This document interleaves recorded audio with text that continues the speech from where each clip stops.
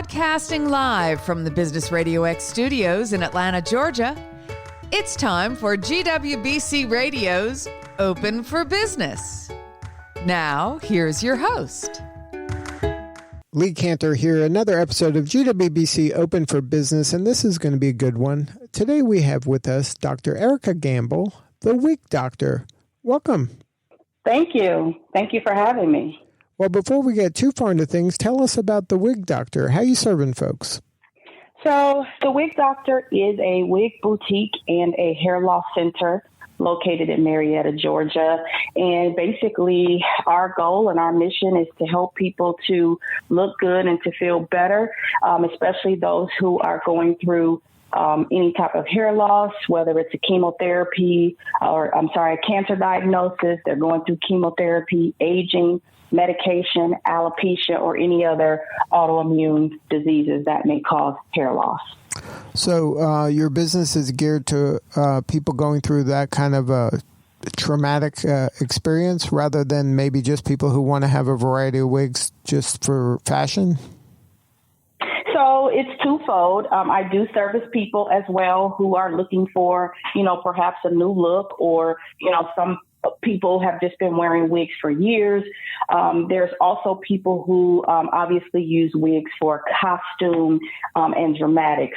So yes, I do service those people as well. However, I will say probably about 85 to 90% of my clients are medical needs in terms of the wigs. Now, how'd you get into this line of work? Honestly, I moved from Cleveland, Ohio in 2006 to Atlanta, Georgia. And at that time, I was wearing wigs, but I also didn't have a hairstylist. And so it was very hard for me to find someone that I was happy with, that I wanted to, become my hairstylist. And so I thought, you know what, I will just continue to wear wigs until I find somebody. And so I essentially had an overflow of wigs in my home. And so I would get a lot of compliments. People would ask, hey, where'd you get your wig? Your hair looks nice. I love the color. And I would explain to them that it was a wig. And so I came up with an idea. I said, maybe I'll open up a small boutique to service people. People are interested. And so honestly, I just jumped right in, and that's how I got started. So you started out just because you had collected wigs over the years, and you felt like maybe there's other people out there that might want some of these wigs as well? Absolutely. Absolutely. And then necessarily didn't know where to go, or, maybe they didn't have the, knowledge or, insight on, hey, where do I go buy that? How do I pick the color? What's right for me? And so I figured, hey, here's a teachable moment, and I turned it into a business. Now, how did you kind of learn about the business side of it? I mean, buying wigs for yourself as a kind of a retail customer, but now if you're selling it to other people, now you either have to manufacture your own wigs or partner with other people that do that. And how'd you kind of learn the business side and the industry side of things? So what I did was actually there was another wig boutique in my area. And I decided one day to take a ride there. This wig boutique had been in business since 1969. So there was a lady there, the owner of the boutique. And honestly, I went in there looking to see, what does she sell? How does this work?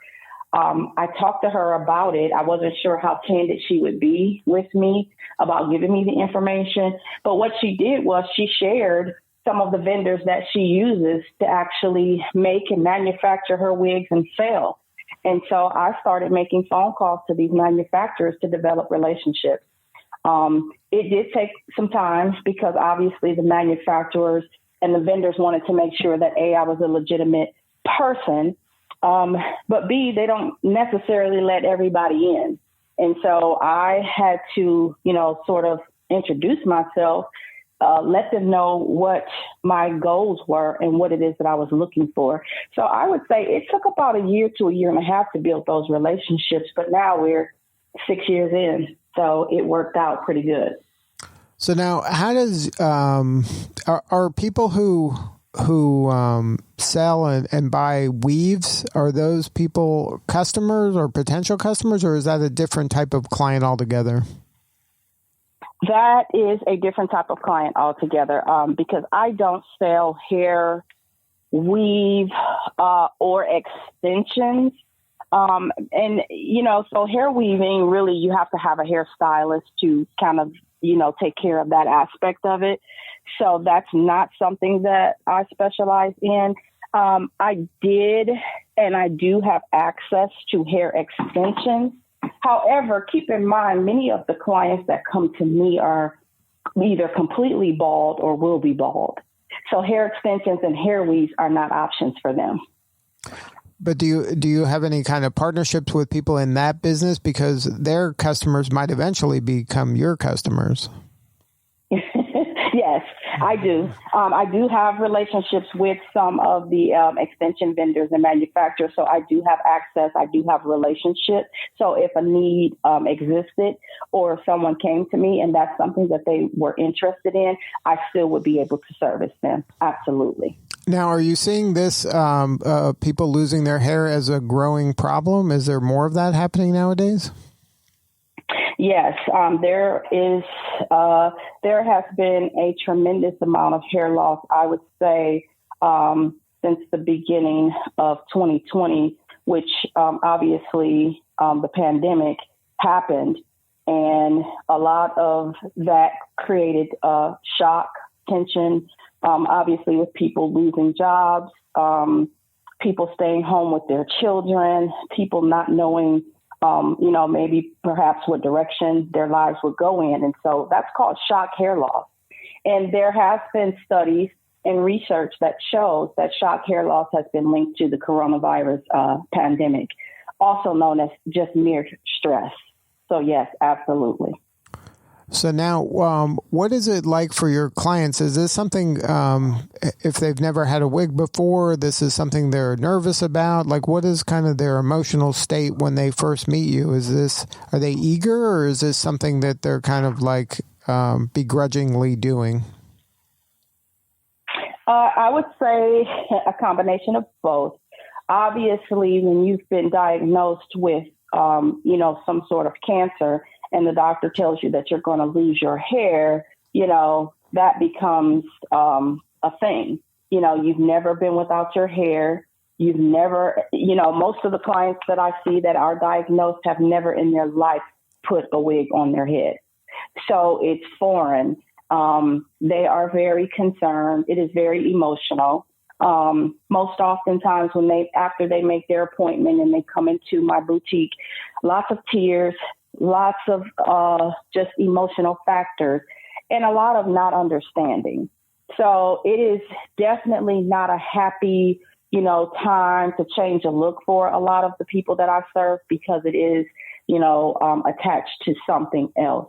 Many of them are open to it because by the time they come to me, they've been diagnosed, and typically they start losing hair 3 to 4 weeks. So that may have been a little bit of time for them to actually process that this is actually going to happen. So by the time they get to me, they're already of the understanding that this is inevitable. I am going to lose my hair. And so here we are. But a lot of times they don't necessarily buy right away. They want to bring family members. And sometimes they put the process off until they actually see the first, maybe few clumps of hair in their sink. So it's not a very easy process for many. Now, are your wigs for men and women? Yes, I do service men, women, and children. And because obviously men and children go through the same types of things that, women do. So it's not gender specific at all. I service right now, I'm at about 10% males. And males are a lot different to service, because oftentimes if a man is told he's going to lose his hair, men deal with that differently than obviously women. So I do have some men who do want to wear a wig because they are professionals. They don't want to, continue. If they're continuing to work, they don't want to, show up without hair. And so there's different circumstances. I also service an older clientele of men who, they used to call them toupees back in the day. They were used to wearing hair pieces, and those things have evolved so much that now they come because they want to look better and they want a better quality of hair in a hairpiece.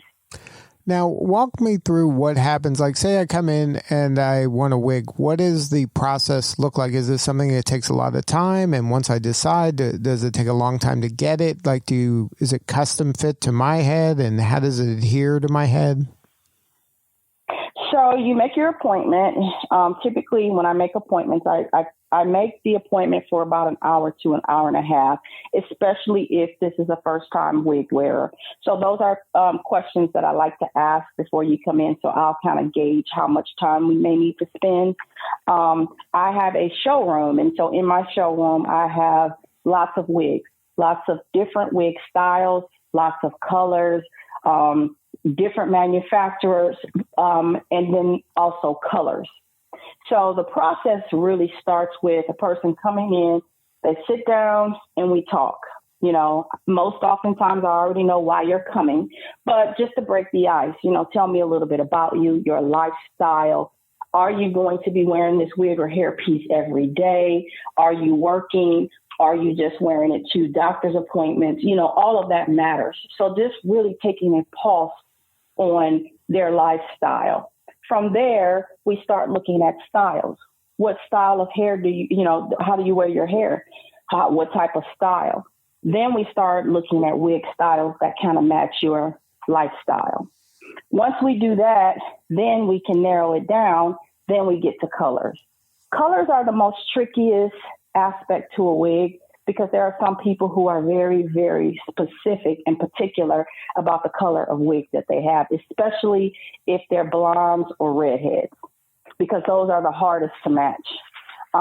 If the wig is not in stock, the wig can be ordered if it's available. Depending on where the wig is coming from, it can take anywhere from 3 days to 7, depending on if it's in stock.